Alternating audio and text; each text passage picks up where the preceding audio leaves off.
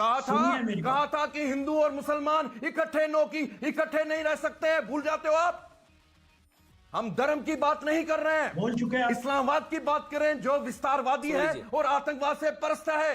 अफगानिस्तान में कौन किसको मार रहा है? मुसलमान को मार रहा है, इस्लाम के नाम पे मार रहा है। कश्मीर में कश्मीरी हिंदुओं को किन नारों के नीचे मारा गया है? कश्मीर के मुसलमानों, हिंदुस्तान से आजादी का मतलब अल जहाद अल जहाद। ये कश्मीर की मस्जिदों से आवाज आई, सड़कों से आवाज आई। यहां क्या चलेगा निजाम मुस्तफा? इसको कैसे बयान करेंगे आप?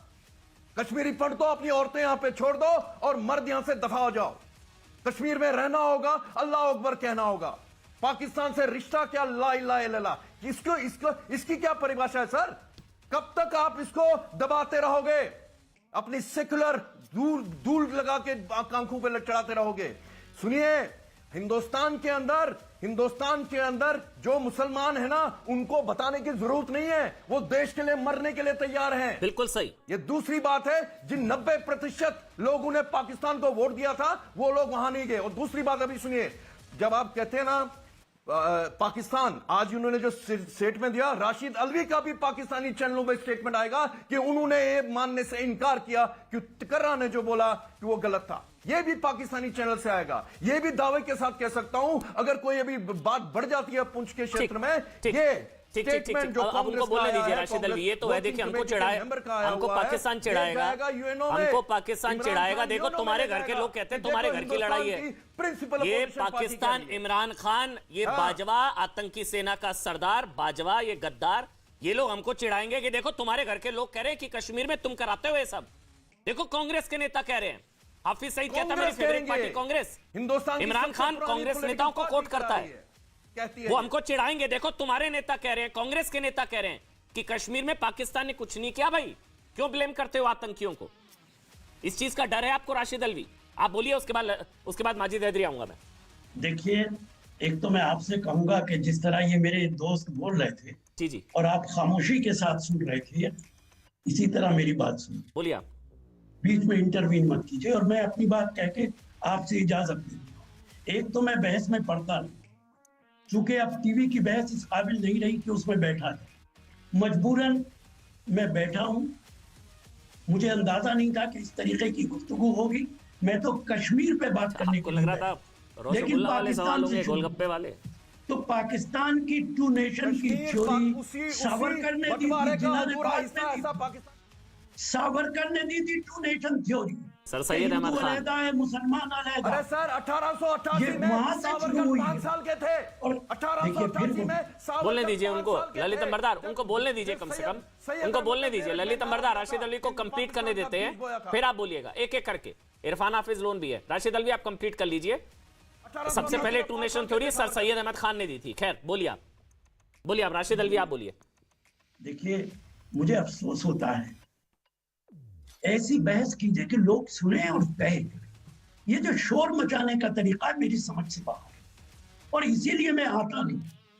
आपके चैनल ने 10 बार मुझे इंसिस्ट किया और मैंने कहा कि अगर तमीज की बातचीत होगी तो मैं कश्मीर के आपको ये बोला गया था नहीं कि सवाल नहीं पूछे जाएंगे? आपको ये बोला गया था कि सवाल नहीं पूछे जाएंगे? कि पाकिस्तान नहीं, आप चैनल पर नहीं, आपसे बोला गया था कि कड़वे सवाल नहीं पूछे जाएंगे, मीठे मीठे रसगुल्ला वाले सवाल होंगे। आपको बोला गया था क्या? या आप मीठे सवाल पूछे जाते हैं तभी डिबेट में जाते हैं? ऐसा नहीं है ना राशिद भाई, आप मेरे साथ सालों से डिबेट कर रहे हैं। सुनिए मेरी बात, बोलिए। जब पाकिस्तान बना, आरएसएस कहां खड़ी थी? आप इंग्रेज के साथ खड़े। नमक आंदोलन में आप इंग्रेज के साथ खड़े। गुरु गोलवालकर ने चिट्ठी लिखी थी इंग्रेज को कि हम आपके साथ खड़े। आप पाकिस्तान की बात कर रहे हैं कि टू नेशन थ्योरी बना दी। आप अपने कैरेक्टर को तो देखिए।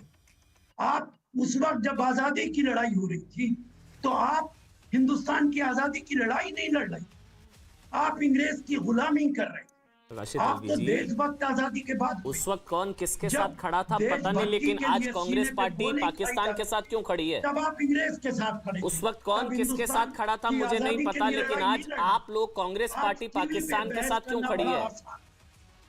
टीवी पे बहस आतंकियों करना का बड़ा हाथ है। इस पे आपको शक क्यों है? आपको क्यों सबूत चाहिए? इस्लामाबाद का शिकार ये हुआ है। लड़ाई कांग्रेस पार्टी ने लड़ी है। इरफान हाफिज लोन। ये जो ताकत आपको बोलने की दी है, ओह, ये हाँ, हाँ कांग्रेस बोल पा रहे हैं। ने- कांग्रेस पार्टी की मेहरबानी, आरती उतार लेते हैं भाई। शर्मानी चाहिए। मेहरबानी है आपकी, आप लोगों की आपातकाल इमरजेंसी भी आप ही लोगों ने लगाई थी। एहसान है, हम बोल पा रहे हैं आप लोगों की वजह से भाई। मेहरबानी आप लोगों की, एहसान है भाई। रशीद जी कांग्रेस को ये बताने की कोशिश कर रहे हैं दोबारा आएंगे तो फिर वही हाल करेंगे। एहसान थोड़ी ना राशिद, देखिए चलेगा राशिद अलवी। ए वन साइडेड डायलॉग है, सवाल पूछो तो चले जाते हैं। इरफान हाफिज लोन आप बोल लीजिए, आपको भी लगता है कि चुनावों के चक्कर में होता है बार बार? इरफान हाफिज लोन, सीधा सवाल, आपको भी लगता है चुनावों के चक्कर में होता है बार बार? लोन साहब, बिल्कुल बिल्कुल, मैं आधे घंटे से सबको सुन रहा हूँ, आधे घंटे से सुन रहा हूं। मुझे उम्मीद है आप आधा मिनट मेरे को देंगे। मैंने इससे पहले भी लास्ट टाइम आपसे निवेदन किया कि अगर आप मेरी बात से सहमत नहीं है लेकिन बोलने दीजिएगा। आपने तब समय दिया था, आज भी उम्मीद है आप समय देंगे। देखिए अमन जी, मैं ये कहना चाहूंगा जो राशिद साहब ने कहा कि चर्चा, हम इन्होंने क्या कहा क्या नहीं कहा, मैं उसमें भी बहुत संक्षेप में बोलूंगा, करा साहब ने जो कहा। लेकिन उससे पहले मैं ये कहना चाहूंगा चर्चा इस मुद्दे पे होनी चाहिए थी कि मेरे जैसे लोग जो संविधान में एक हल ढूंढते थे, जो कहते थे कॉन्फिडेंस बिल्डिंग मेजर्स होने चाहिए, एक विल सोल्यूशन, देश हिंदुस्तान एक बहुत बड़ा लोकतंत्र है, एक कश्मीर समस्या का हल होना चाहिए। आपने 370-35 से लिया, हमने तब भी कहा हम जैसे लोग जो संविधान में हल ढूंढते हैं, आपने हम जैसे लोगों को दूर किया है और वो देश हित में नहीं है। एक प्रधान, एक विधान, एक निशान, वो आरएसएस का ये था, आपने उसका समर्थन किया और जो देश हित में था उसका नहीं समर्थन किया। और आज आप देख रहे हैं कि आप, अमन जी, मुझे याद है आप अपने स्टूडियो में कितने खुश थे कि कश्मीर सुलझ गया, कोई गोली नहीं चलेगी। मैं भी आपके साथ डिबेट में था। ये बदला ले रहे हैं हिंदुओं से। 90 से 72 हालात अंदर की खबर, ये लोग सिविलियन मारे जा रहे हैं, उस पर आप चर्चा कर रहे हैं। ये 370 हटाने की कीमत चुका रहे हिंदू, ठीक है ना? ये देखिए अंदर की खबर दे रहे, इसलिए मारा जा रहा है हिंदुओं को चुन चुन। नहीं, मैं वो बात नहीं कह रहा हूं सरकार। तो फिर सवाल वो तो है ही नहीं।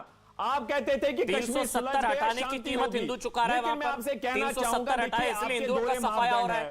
कांग्रेस पार्टी जिन्होंने हिंदुस्तान को आजादी दिलाई, इंदिरा जी ने कुर्बानी दी, राजीव गांधी ने कुर्बानी दी, आप आज उन जैसी पार्टी पे उंगली उठा रहे जो अंग्रेजों की मुखबिरी करते थे। मैं तो पाकिस्तान इतनी बड़ी पार्टी जिन्होंने हिंदुस्तान को आजादी दिलाई, उन पे आप शक कर रहे हो। मुझे बताइए क्या? जीवेल आप बोल लीजिए, जीवेल।